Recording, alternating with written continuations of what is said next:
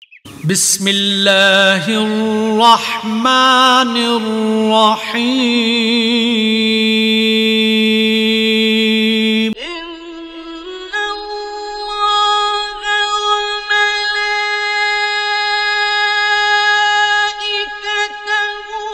یصلون علی النبی یا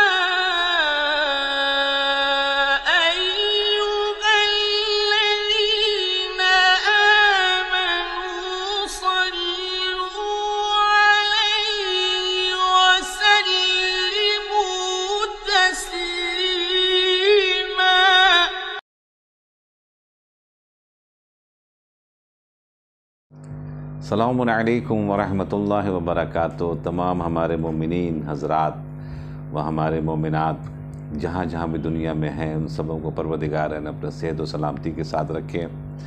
اور آج روز ولادت باسعادت امام جواد الائمہ علیہ السلام ہے۔ آپ سبوں کو بہت بہت مبارک ہو۔ انشاءاللہ خوش رہیں، آباد رہیں، شاد رہیں۔ انشاءاللہ تعالی جلد از جلد کاظمین کی زیارت کے شرف سے مشرف ہوں۔ کربلا، نجف، سامرہ، انشاءاللہ ان تمام مقدسات کی جو مقامات ہیں انشاءاللہ آپ حضرات کو پروردگار عالم جلد از جلد ہم سبوں کو انشاءاللہ پہنچائے پروردگار عالم بحق امام زمانہ جل اللہ تعالیٰ فرجہ الشریف۔ آج کی ہماری گفتگو امام جواد الائمہ علیہ السلام کی سلسلے سے تھوڑی سی کچھ ان کی معرفت، ان کی اقوال آپ کی خدمت میں عرض کرنے کی سعادت حاصل کر رہا ہوں۔ سب سے پہلے امام نے جو فرمایا ہے ہم اس کی ایک مرتبہ یاد دہانی آپ حضرات کو کروائیں، چونکہ اماموں نے فرمایا ہے کہ ہمارے جو اقوال ہیں ہمارے چاہنے والوں تک ضرور پہنچا دیں، چونکہ ہم امام کو بھی مانیں، امام کی بھی مانیں۔ اگر ہم نے صرف امام کو مانا اور امام کی نہیں مانا تو یہ ماننا صحیح نہیں ہے، ورنہ دشمن بھی جو ہیں، دشمنان اہل بیت بھی جب ان سے بات کہ ہاں ہم بھی مانتے ہیں پنجتن پاک کو، ہم بھی مانتے ہیں، کیا وہ ان ماننا اور ان کی ماننا زمین آسمان کا فرق ہے؟ الحمدللہ ہم محبان اہل بیت شیعیان حیدر کرار ان کو بھی مانتے ہیں اور ان کی بھی مانتے ہیں۔ اب آئیے خدمت میں آپ کے عرض کریں کہ امام نے فرمایا نعمت لا تشکر کسیعۃ لا تغفر۔ کہتے ہیں کہ جو اللہ نے نعمتیں دے کے رکھی ہیں اگر آپ نے اس کا شکر ادا نہیں کیا تو ایسا گناہ ہے کہ جو معاف نہیں کیا جائے گا۔ اب ایک نعمت حقیقی ہے اور ایک نعمت مجازی ہے۔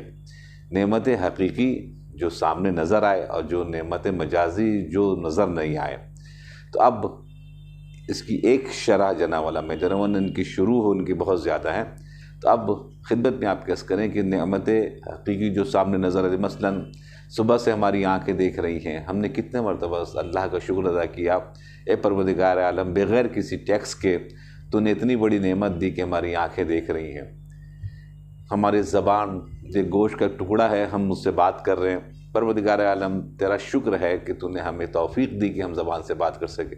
صبح سے ہم نے کتنے مرتبہ شکر ادا کیا اپنے پروردگار عالم کا، کان ہمارا سن رہا ہے، دل ہمارا دھڑک رہا ہے، پمپنگ کر رہا ہے خون، اسی انداز سے جسم کے اندر میں جو دوسرے اعضاء ہیں اپنے اپنے اعتبار سے کام کر رہے ہیں، کچھ ہوا کا کچھ کام کر رہے ہیں، کچھ پانی کا کام کر رہے ہیں، کچھ ہمارے جسم کو گرم رکھے ہوئے ہیں، کچھ ہمارے کھانے کو تحلیل کر رہے ہیں، تو یہ اتنی چیزیں جو ہو رہی ہیں، دماغ ہمارا کام کر رہا ہے، ان سب سے بڑی اہم ترین چیز دماغ ہمارا کام کر رہا ہے۔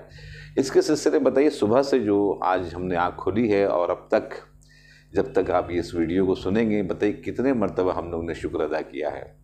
اس طرف ہمارے امام جواد الائمہ ارشاد فرماتے ہیں کہ جو شکریہ ادا نہیں کرتا وہ ایسا گناہ کرتا ہے کہ جو بخشا نہیں جائے گا۔ لہٰذا جب بھی آپ کو اپنی آنکھیں، اپنا دل، اپنا دماغ، اپنی اعضاء و جوارح کام کرتے ہوئے نظر آئیں صحیح طور کے اوپر، تو پھر ایک مرتبہ شکر ادا کرا کریں۔ پروردگار عالم ذرا شکر ہے، کوئی ضروری نہیں ہے کہ آپ زبان سے شکر ادا کریں، خالی ایک مرتبہ تصور کر لیں اور دل کی آنکھوں سے یا دل کی زبان سے ایک مرتبہ الحمدللہ شکر پروردگار عالم کہہ دیں تو جناب والا بڑی بات ہے۔ اسی طریقے سے کبھی اگر آپ کے ساتھ کوئی بھلائی کرے تو اس بھلائی کا جواب ہمیشہ بھلائی ہوتا ہے، حل جزاء الاحسان الا الاحسان، احسان کا بدلہ احسان ہوتا ہے۔ احسان کا بدلہ یہ نہیں ہوتا ہے کہ اس نے ہمارے لیے فائدہ پہنچایا ہم اس کے لیے نقصان پہنچائیں۔ یہ شریف لوگوں کی اور صحیح النسل لوگوں کی پہچان نہیں ہے، بلکہ اگر کسی نے آپ کا بھلا کیا ہے، ہمارا بھلا کیا ہے، تو ہمارا فرض بنتا ہے کہ ہم بھی اس کا بھلا کریں۔ تو اس کی ابتدا ہوتی ہے شکر سے، تھینکس سے، شکریہ سے۔ اللہ کہتا ہے کہ جو میرے بندوں کا شکریہ ادا نہیں کرتا، ہم اپنا شکریہ اس سے قبول نہیں کرتے۔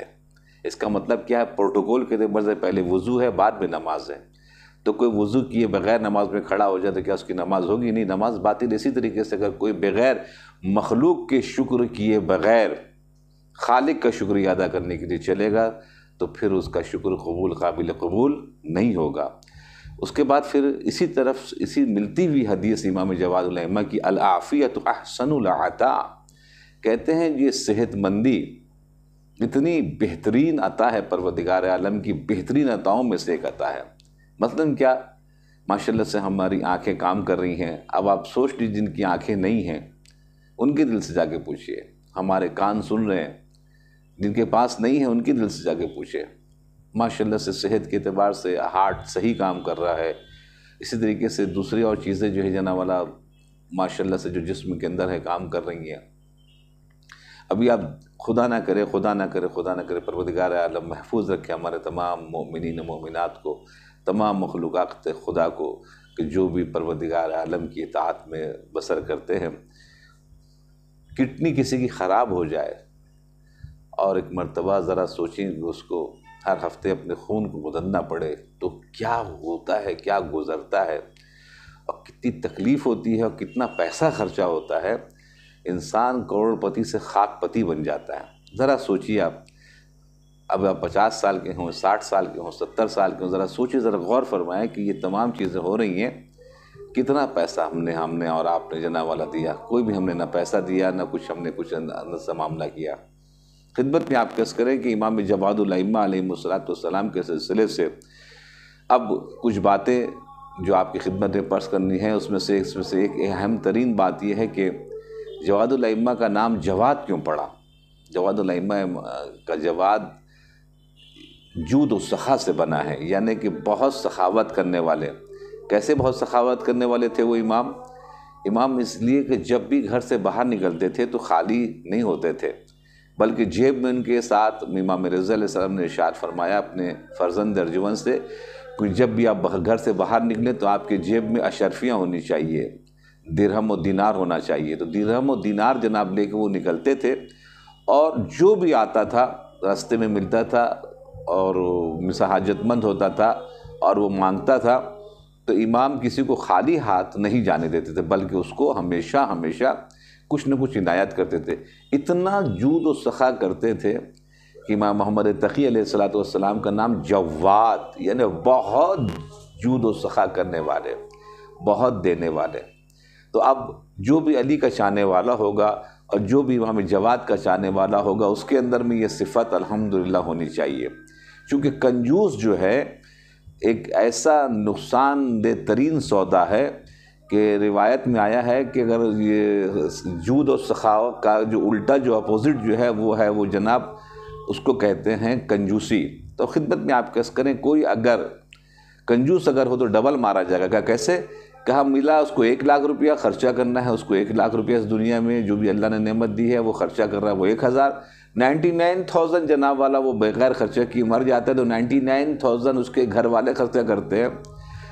تو یہاں پر وہ 99,000 سے مارا گیا، مگر جب محشر کے میدان میں کھڑا ہوگا تو اس کو 1 لاکھ کا سوال وہ حساب دینا پڑے گا، 1 لاکھ کا حساب دینا پڑے گا۔ تو اس کا مطلب وہاں بھی پھنسا وہ کہ 1 لاکھ کا حساب دے، اور یہاں بھی وہ مارا گیا وہ کہ چونکہ اس نے مثال کے طور کے اوپر صرف 1,000 روپیہ اس کے اوپر خرچہ کیا تھا اپنے اوپر، تو 99,000 کسی اور نے خرچہ کر دیا تھا۔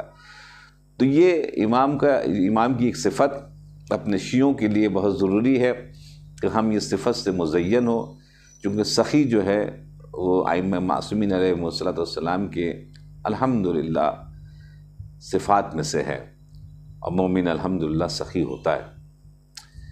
اب خدمت میں آپ کے عرض کریں کہ امام جواد علیہ السلام جن کے سلسلے سے بہت سی روایات ہیں، قرآن مجید کی آیات ہیں، میں مختصر سے جناب والا آپ کی خدمت میں صرف یہ پیش کروں کہ امام جواد علیہ السلام جہاں اس وقت موجود ہیں، جو بھی دنیا میں پریشان ہو کسی بھی اعتبار سے، خصوصیت کے ساتھ جس کو گھر کا معاملہ ہو، جس کو قرض کا معاملہ ہو، ان چیزوں کو جیسے کا معاملہ ہو، تو روایات میں ہے کہ وہ وہاں جائے، 2 رکعت نماز پڑھے، اور نماز پڑھنے کے بعد وہ ہدیہ کرے امام جواد علیہ السلام کو، اور اس کے بعد پھر الحمدللہ آپ کو عنایت ہو جائے گی، چونکہ وہاں سے اس گھر سے آج بھی کوئی خالی ہاتھ واپس نہیں آتا۔ اس ارد گرد میں بڑی بڑی ہستیاں سو رہی ہیں۔ کبھی انشاءاللہ جب بھی آپ کو کازمین جانے کا اتفاق ہو تو ضرور بضرور جناب والا جو ہے جا کر آپ زیارت کریں۔ تو وہاں پر جو ہمارے پاس قرآن مجید کے بعد اہم ترین کتاب ہمارے پاس موجود ہے، جس کا نام ہے نہج البلاغہ۔ نہج البلاغہ ایک تحفہ ہے مولا متقیان کا، کہ جو علامہ رضی کی طرف سے ہم سب تک شیعان حیدر کرار تک پہنچا ہے۔ علامہ رضی یہ 2 بھائی ہیں، ایک ہیں علامہ رضی ہیں اور ایک سید مرتضیٰ ہیں، سید رضی سید مرتضیٰ۔ ان دونوں کی قبریں جو ہیں وہ امام کاظم علیہ السلام کاظمین کے بالکل روضے کے بغل میں ہیں۔ تو انشاءاللہ جب بھی جائیں تو جنہوں نے نہج البلاغہ کو اکٹھا کیا ہے ان کے روضے کے اوپر ضرور ایک مرتبہ جائیں۔ شیخ مفید علیہ الرحمہ، ان کے سلسلے میں بھی بہت عظیم ترین ہے کہ جب ان کا انتقال ہوا تو امام زمانہ نے اپنے ہاتھ سے ان کی قبر کے اوپر اس انداز سے جناب والا لکھا کہ ہمارے آل محمد کے لیے بہت بڑا غم کا دن ہے، تو ان کا بھی مزار اقدس وہیں پر موجود ہے۔ تو خدمت میں آپ کس کریں کہ اتنی بڑی بڑی ہستیاں جو ہیں وہ کازوین میں سو رہی ہیں، اور امام جواد علیہ السلام جن کی سوانح حیات یہ ہے کہ انفارچونیٹلی کائنات کے لوگ اتنے بڑے ظالم ہیں کہ ان کی عمر صرف اور صرف 25 سال ہے۔ یعنی ظالموں نے امام کو اس دنیا میں زیادہ رہنے بھی نہیں دیا، اور 25 سال کی عمر میں اس دنیا سے وہ رخصت ہو گئے، اور ان کی والدہ گرامی جو سبیکہ خاتون ہیں، اہم ترین ایسی شخصیت ہیں امام کی والدہ کہ ان کو امام موسیٰ کاظم نے، یعنی سمجھ لیجیے کہ اس وقت شادی بھی نہیں ہوئی تھی، مگر پتہ تھا کہ امام جس ذریعے سے اس کائنات میں آئیں گے وہ ذریعہ جس خاتون کا بھی ہوتا ہے وہ خاتون کوئی معمولی نہیں ہوتی ہیں۔